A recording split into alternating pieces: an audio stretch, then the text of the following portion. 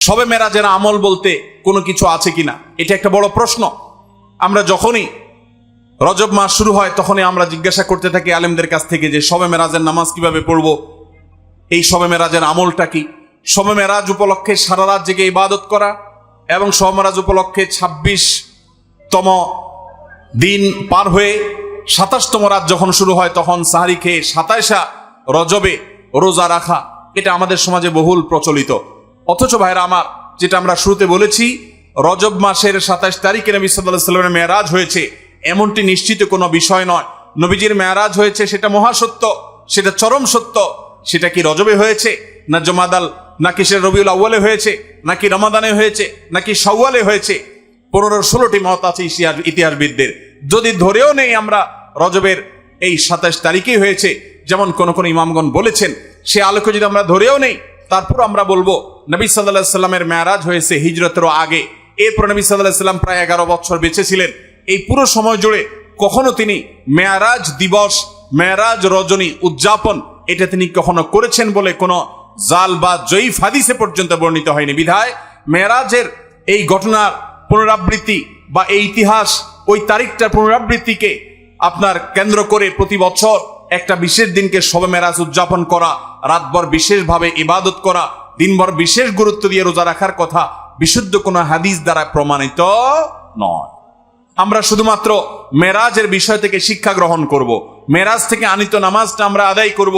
এর বাইরে এই তারিখকে কেন্দ্র করে রাতভর ইবাদত আপনি অন্য সময় করতে চাইলে এই মাসেও করেন, এই রাতেও করেন, অন্য সময় নফল নামাজ পড়েন, আপনি এদিনও নফল নামাজ পড়ার নিষেধ নাই। কিন্তু মেরাজকে কেন্দ্র করে কোনো নামাজ, মেরাজকে কেন্দ্র করে কোনো রোজা, এটা কোনো বিশুদ্ধ হাদিস দ্বারা বর্ণিত হয় নাই। অনেকে এই রজব মাসে বিশেষ উমরা করেন, যেটাকে উমরায়ে রজবিয়া বলে। এটার বিশেষ ফজিলতের কথা মানুষ নিজেরা অনেকে বানিয়ে নিয়েছে, অথচ এটিও কোনো বিশুদ্ধ হাদিস দ্বারা বর্ণিত হয়নি। অনেকে 27 রজবে সালাতুর রাগায়েব নামে বিশেষ প্রক্রিয়া, বিশেষ নামাজ পড়ে, এটাও কোনো হাদিস দ্বারা বর্ণিত হয় নাই। আল্লাহ কোরআনে বলেছেন, মা আতাকুমুর রাসূলু ফাখুযু ওয়া মা নাহাকুম আনহু ফান্তাহু, তোমাদেরকে রাসূল যা দিয়েছেন সেটা আঁকড়ে ধরো, যা নিষেধ করেছেন সেটা থেকে তোমরা বেঁচে থাকো।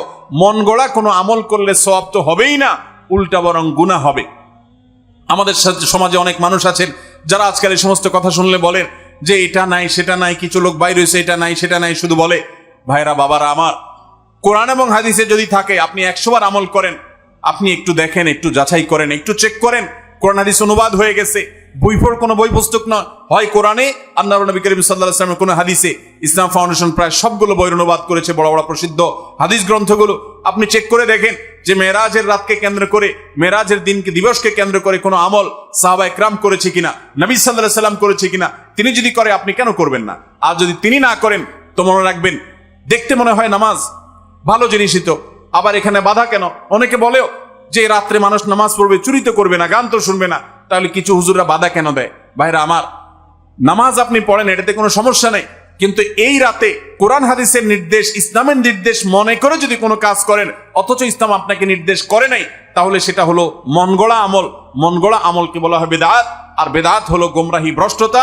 ওয়া কুল্লু দালালাতিন ফিন্নার, আর নবীজি বলেছেন সকল ভ্রষ্টতার ঠিকানা কোথায়? জাহান্নাম। আমরা যখন খেতে চাষ করি, চাষ করলে শুধুমাত্র যখন আপনি ধানের গাছ লাগান, শুধু ধান গাছ হয় না সাথে আগাছাও হয়? আগাছা দেখতে ধানের মতো না? আমরা কি সে আগাছাগুলো রেখে দেই নাকি আস্তে আস্তে তুলে ফেলে দেই? যদি কেউ মনে করে আরে ধান গাছ তো অল্প একটু জায়গাতে আছে, আগাছা আগাছার জায়গায় হয়েছে, সমস্যা কি?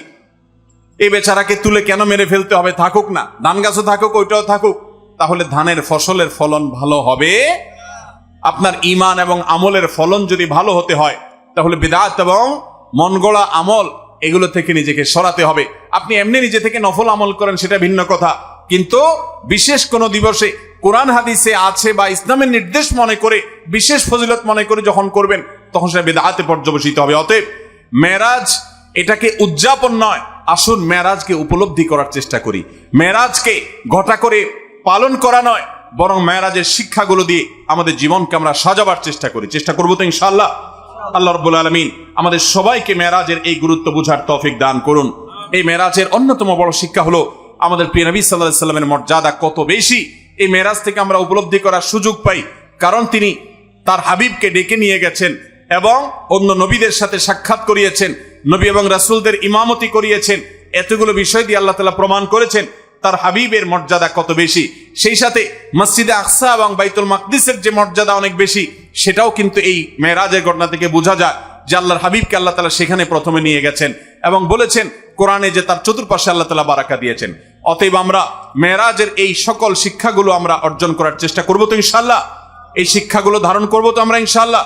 আল্লাহ আমাদেরকে তৌফিক দান করুন। মোহতারাম হাজরিন, মেরাজ শেষ করে, সফর শেষ করে যখন ফিরে আসলেন, যথারীতি তার মেরাজের এই ঘটনা শোনার পর মক্কার মুশরিকদের অনেকে হাসাহাসি করতে লাগলো যে মোহাম্মদ এতদিন যা বলেছে আখিরাত হবে, এটা হবে, সেটা হবে এবং আল্লাহর ভয় আমাদেরকে দেখিয়েছে, এখন সে তো একেবারে অদৃশ্যের এমন এমন সব তথ্য দিচ্ছে, এগুলো অবৈজ্ঞানিক, এগুলো অযৌক্তিক। তারা রীতিমতো অস্বীকার করতে লাগলো এবং হাসাহাসি করতে লাগলো। আবু বকর সিদ্দিক রাদিয়াল্লাহু তাআলা আনহু, পুরুষদের মধ্যে যিনি সর্বপ্রথম ইসলাম গ্রহণ করেছেন, ইসলামের প্রথম খলিফা, প্রিয় নবী সাল্লাল্লাহু আলাইহি সাল্লামের সবচেয়ে কাছের মানুষ, সবচেয়ে আপন মানুষ, আবু বকর রাদিয়াল্লাহু তাআলাকে জিজ্ঞাসা করলো কেউ একজন যে এই সম্পর্কে তোমার বক্তব্য কি? নবী করিম সাল্লাল্লাহু আলাইহি সাল্লাম যখন ফজরের পরে এই ঘটনার বিবরণ দিলেন, তখন আবু বকর সিদ্দিক রাদিয়াল্লাহু তাআলা আনহু এক বাক্যে সবার আগে বললেন, আল্লাহর নবীর মুখ থেকে যেহেতু এই বিবরণ আমি শুনেছি, আমি নিশ্চিতভাবে শতভাগ নিশ্চিতভাবে আমি জানি এটি ঘটেছে এবং এই ঘটনার ব্যাপারে আমার চুল পরিমাণ কোনো সন্দেহ। এই সাক্ষ্য দেওয়ার সাথে সাথে আল্লাহর হাবিব সাল্লাল্লাহু আলাইহি সাল্লামের তরফ থেকে এতদিন যাকে মানুষ আবু বকর জানতো, নবীজির পক্ষ থেকে নতুন উপাধি তিনি পেলেন, তাকে বলা হলো তিনি সিদ্দিক, সত্যবাদী, সত্যায়নকারী, সত্যকে সত্য বলে স্বীকারকারী এবং অকপটে স্বীকারকারী। সবার আগে যিনি নবীর নবুয়তকে পুরুষদের মধ্যে স্বীকার করে নিয়েছেন, সবার আগে যিনি নবীর মেরাজের এই অলৌকিকত্বকে স্বীকার করেছেন, বিশ্বাস করেছেন, ঈমান এনেছেন, আল্লাহ রাব্বুল আলামিন তাকে সিদ্দিকের এই উপাধি পাওয়ার তৌফিক দিয়েছেন। তিনি মহাসত্যবাদী, সত্যকে সত্যায়নকারী হিসেবে তিনি সার্টিফিকেট পেয়েছেন। ইতিহাস তাকে আবু বকর সিদ্দিক বলে জানে, কিন্তু সিদ্দিক এই উপাধি পেয়েছেন তিনি এই মেরাজের ঘটনাকে কেন্দ্র করে। অথচ অনেক দুর্বল ইমানের মুসলমান, অনেকে মোরতাদ হয়ে গেছে এই ঘটনা শুনে, অনেক কাফেররা হাসাহাসি করতে লাগলো। কিছু মুশরিকরা নবী সাল্লাল্লাহু আলাইহি সাল্লামের ইন্টারভিউ নেওয়ার জন্য প্রস্তুত হয়ে গেল। আচ্ছা মুহাম্মদ, তুমি নাকি রাতে মসজিদুল আকসা ঘুরে এসেছো, আচ্ছা বলো দেখি মসজিদুল আকসার স্ট্রাকচার সম্পর্কে তোমাকে কিছু প্রশ্ন করি। তারা অনেকগুলো প্রশ্ন করলো। নবী করিম সাল্লাল্লাহু আলাইহি সাল্লাম মসজিদে আকসায় গেছেন রাতে গিয়ে আবার ফিরে এসেছেন, পুরো স্ট্রাকচার তো দেখা সম্ভব নয়। আল্লাহ তাআলা তার নবীর সত্যতা প্রমাণের জন্য মুজিজা হিসাবে তার সামনে সে চিত্র ধরে রেখেছেন। তিনি একটা একটা করে প্রশ্ন উত্তর দিলেন। অনেক মুশরিকরা তার এই অলৌকিকত্ব দেখার পর যখন বাস্তবতার সাথে মিলে গেল, তখন তার প্রতি নতুন করে ঈমান এনেছে। সাল্লাল্লাহু আলাইহি মুহতারাম হাজরিন, এভাবে মেরাজের ঘটনার পরিসমাপ্তি ঘটলেও কিয়ামত পর্যন্ত আগত সকল ঈমানদার নারী পুরুষের জন্য মেরাজের এই ঘটনা বহু শিক্ষা বহন করে। এর ভিতরে একটা বড় শিক্ষা হলো যে মানুষের জীবনে যখন দেয়ালে পিঠ থেকে যায়, যখন সকল দুয়ার বন্ধ হয়ে যায়, যখন পেরেশানি চূড়ান্ত পর্যায়ে চলে যায়, মানুষ যদি আল্লাহর প্রতি আস্থা রাখে, আল্লাহর প্রতি বিশ্বাস রাখে, আল্লাহর দিকে ধাবিত হয়, আল্লাহর দিকে রুজু হয়, আল্লাহর দিকে মোতাওয়াজ্জ হয়, আল্লাহর দিকে সে যদি আগায়, আল্লাহর প্রতি আস্থার চুল পরিমাণ ঘাটতি না থাকে, এই ব্যক্তিকে আল্লাহ রাব্বুল আলামিন এমন ভাবে সান্ত্বনা দিবেন যেমন ভাবে নবী করিম সাল্লাল্লাহু আলাইহি সাল্লামকে আমাল হুজনে এসে, পিতা চাচাকে হারানোর বছরে এসে, স্ত্রীকে হারানোর বছরে এসে, সহায় সম্বলহীন হওয়ার বছরে এসে, মক্কা এবং তায়েফের মানুষ থেকে বিতাড়িত হওয়ার বছরে এসে চরম অসহায় বোধ যখন করছিলেন, আল্লাহ তাকে যেরকম এমন সান্ত্বনা দেওয়া দিলেন যে সান্ত্বনা তার সকল কষ্ট লাঘব হয়ে গেল, সকল কষ্ট দূর হয়ে গেল, সামনে চলার শক্তি খুঁজে পেলেন, নতুন দিশা পেলেন, 5 ওয়াক্ত নামাজের নতুন অস্ত্র আল্লাহর সাথে কানেক্টেড হওয়ার জন্য নতুন হাতিয়ার পেয়ে গেলেন। তাকে যেরকম আল্লাহ তাআলা সান্ত্বনা দিয়েছেন, মেরাজের ঘটনা আমাদেরকে শিক্ষা দেয় আমাদের জীবনে যত বিপদ আসুক, যত পেরেশানি আসুক, আমরা আল্লাহর দিকে রুজু থাকবো, আল্লাহর দিকে ধাবিত থাকবো। আল্লাহ রাব্বুল আলামিন আমাদের সমস্ত পেরেশানি দূর করবেন, সমস্ত বিপদ দূর করবেন, আমাদের প্রতি রহম করবেন এবং আল্লাহর কুদরত আমরা দেখতে পাবো ইনশাআল্লাহ। আল্লাহর পরে আস্থা রাখবো তো ইনশাআল্লাহ। আল্লাহ তাআলা কোরআনে কারীমে বলেছেন, ওয়া মান ইয়াতাওয়াক্কাল আলাল্লাহ ফাহুয়া হাসবু। যে ব্যক্তি আল্লাহর উপর তাওয়াক্কুল করবে, যে ব্যক্তি তাওয়াক্কুল করবে হাক্কা তাওয়াক্কুলিহি, যথাযথভাবে তাওয়াক্কুল করা, আল্লাহ তাআলা তার জন্য যথেষ্ট হয়ে যাবেন। আল্লাহ রাব্বুল আলামিন এখনো আছেন, তার কুদরত আছে, অনন্তকাল পর্যন্ত অপরিবর্তিতই থাকবে। আল্লাহ রাব্বুল আলামিনের সেই আল্লাহ তাআলার সেই কুদরত যদি আমরা দেখতে চাই, আমাদের প্রয়োজন হলো সবর, আমাদের প্রয়োজন ধৈর্য, আমাদের প্রয়োজন অটল, আমাদের প্রয়োজন অবিচলতা, আমাদের প্রয়োজন আল্লাহর উপরে আস্থা এবং ভরসাকে পূর্ণ মাত্রায় ধরে রাখা। আল্লাহ তাআলা আমাদের সবাইকে সেই তৌফিক দান করুন। মেরাজের যে সকল বিষয় আমাদের শিক্ষা হিসাবে পাই, তার মধ্যে থেকে অন্যতম গুরুত্বপূর্ণ একটা বিষয় হলো 5 ওয়াক্ত নামাজ। যেটা বলছিলাম এতক্ষণ, যে এই নামাজটা এত গুরুত্বপূর্ণ নির্দেশ যে অন্য নির্দেশ দেওয়ার জন্য আল্লাহ নিজের কাছে ডেকে নেন নাই, কিন্তু এই নির্দেশ দেওয়ার জন্য আরশ আজিমের মালিক তার নিজের কাছে ডেকে নিয়ে গেছেন। এই নামাজ কখনো ছাড়বো? আল্লাহ আমাদের সবাইকে 5 ওয়াক্ত সালাত সারা জীবন গুরুত্বের সাথে আঁকড়ে ধরে রাখার তৌফিক দান করো। চেষ্টা করবো তো ইনশাআল্লাহ। ভাইরা আমার, এর বাইরে রজব মাস যে মাসটা শুরু হয়েছে, এই মাসে মেরাজের ঘটনা সংঘটিত হোক বা অন্য মাসে সংঘটিত হোক, ইতিহাস যেটাই থাকুক, গঠিত হয়েছে এটাই, সংঘটিত হয়েছে এটাই বড় কথা।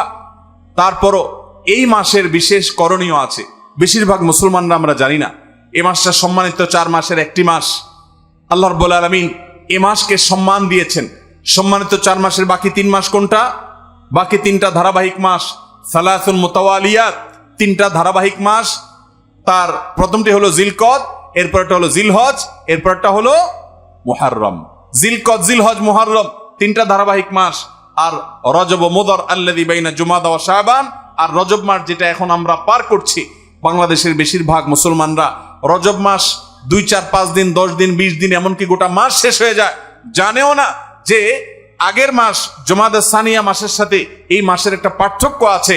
আগের মাসটা সাধারণ জেনারেল মাস, কিন্তু এটা সম্মানিত মাস। কোরআন যাকে বিশেষ মর্যাদাপূর্ণ মাস ঘোষণা করে দিয়েছে, আমরা অনেকে জানিও না রজব মাস কখন আসে কখন যায়, এই মাসের কি মর্যাদা আছে আমরা জানি না। আল্লাহ তাআলা কোরআনে কারীমে সূরা তাওবায় বলেছেন, এই মাস যখন শুরু হয়, ফালা তাজলিমু ফিহিন্না আনফুসাকুম, অন্য সময় পাপাচার তো করা যাবেই না। সম্মানিত মাসের সম্মান রক্ষার্থে যে কোনো পাপ, অপরাধের কাজ, গুনাহের কাজ থেকে বাঁচার জন্য একটু বিশেষভাবে চেষ্টা করতে হবে। এই রজব মাসে যে কোনো পাপ করতে গিয়ে যদি আপনার বুক একবারও আপনার ভেতর থেকে যদি আপনাকে বাধা দেয়, তাহলে বুঝতে হবে আপনি এই মাসের সম্মান অন্তত জেনেছেন, অনুধাবন করেছেন। এই ধারণাই আমাদের সমাজ থেকে বিলুপ্ত হয়ে গেছে। আল্লাহ তাআলা আমাদেরকে সম্মানিত মাসের সম্মান রক্ষা করার তৌফিক দান করুন। ভাইরা আমার, এর বাইরে সম্মানিত মাসে যুদ্ধ বিগ্রহ করাকে আল্লাহ তাআলা নিষেধ করে দিয়েছেন। আমরা ঝগড়াঝাটি থেকে বেঁচে থাকার চেষ্টা করব। এই ছাড়া এই মাসের অন্যান্য রুটিন যে 5 ওয়াক্ত নামাজ ইত্যাদি আছে, অন্য সময়ের চাইতে এই মাসের বিশেষ গুরুত্বের সাথে করব।